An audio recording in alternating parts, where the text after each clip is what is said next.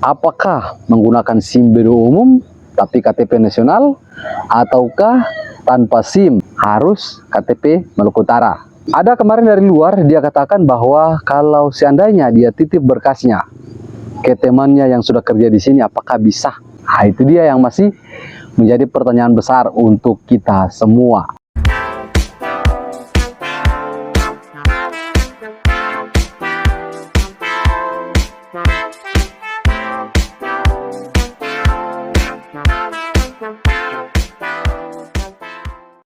Assalamualaikum warahmatullahi wabarakatuh. Apa kabar teman-teman semua? Halo, ketemu lagi saya Odet Papa. Informasi terkait dengan loader dan juga eksavator yang saat ini lagi tutup.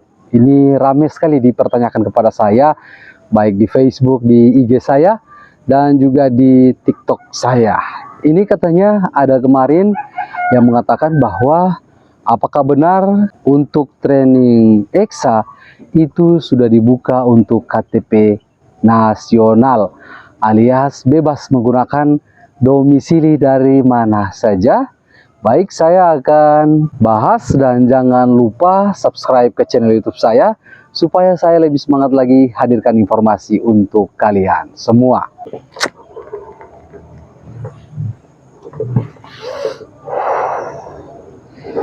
Oke, kawan-kawan, daripada kalian itu penasaran mendapatkan informasi di luar sana yang sudah dibagikan baik di Facebook dan lain sebagainya.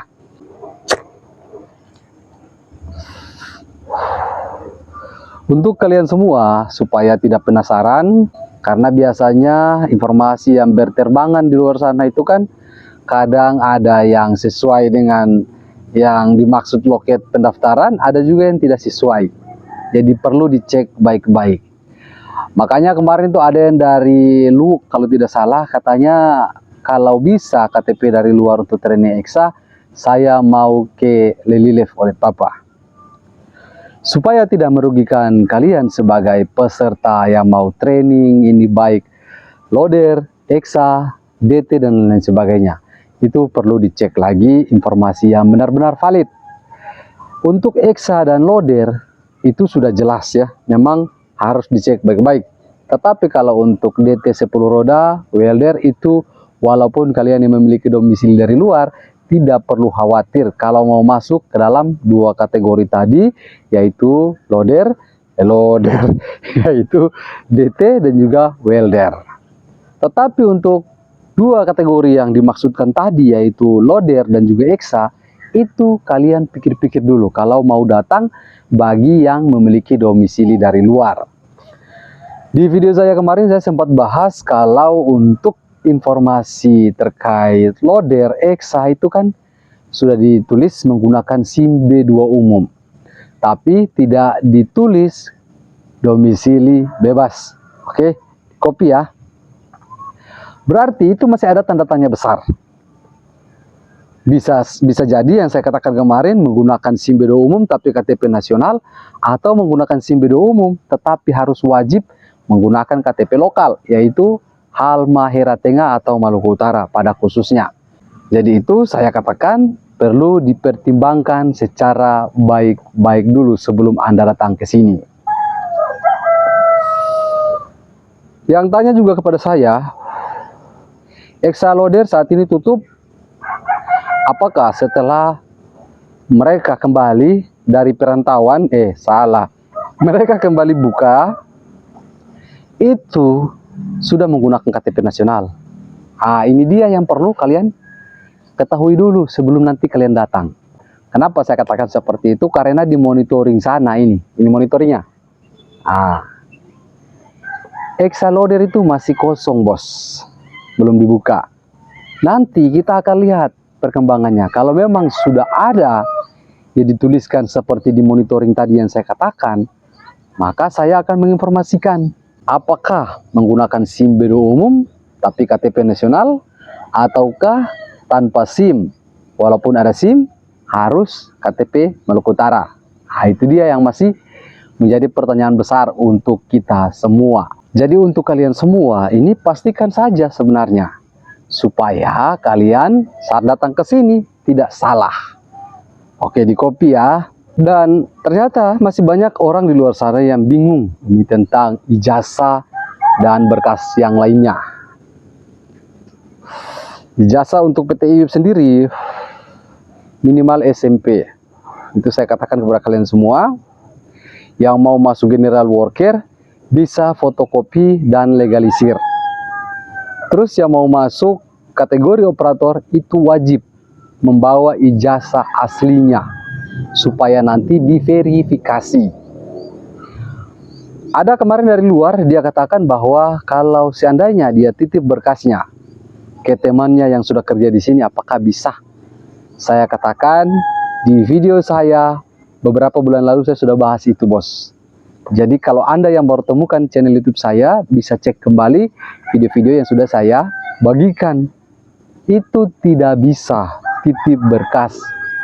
Berbeda dengan tahun 2020, 2021 itu masih bisa. Kalau untuk saat ini ya tidak bisa.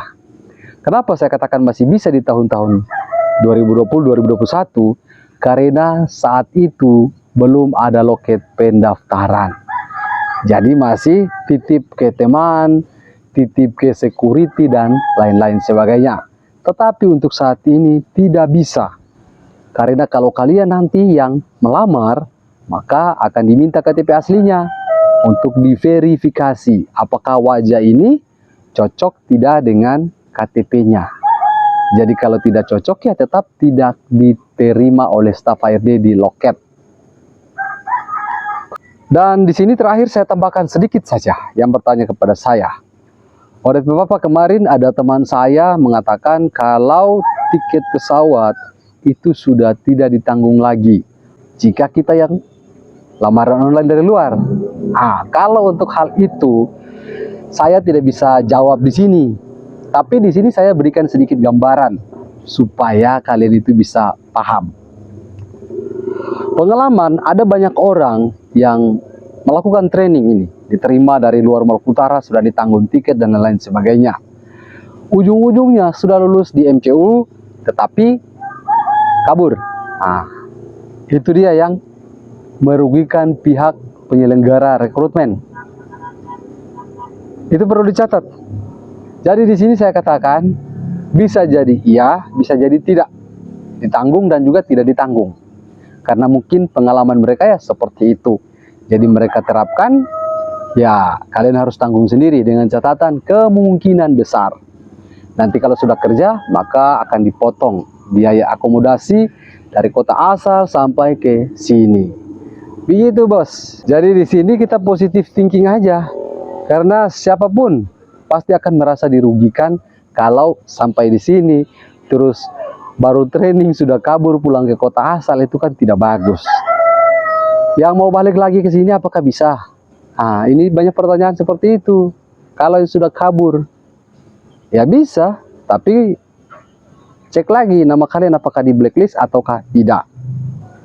Sedikit saja saya tambahkan di sini untuk kalian juga, ada banyak orang di luar sana yang tertipu dengan lowongan pekerjaan. Ini bukan hanya di PT IWIB, tapi banyak sekali orang tertipu karena tidak tahu menahu tentang lowongan pekerjaan. Dan mirisnya juga, ini banyak sekali orang-orang di saat ini tertipu dengan lowongan pekerjaan. Baik lowongan pekerjaan dalam negeri maupun lowongan pekerjaan di luar negeri. Itu ratusan juta. Bahkan sudah ada yang kena tipu untuk lowongan kerja di luar negeri.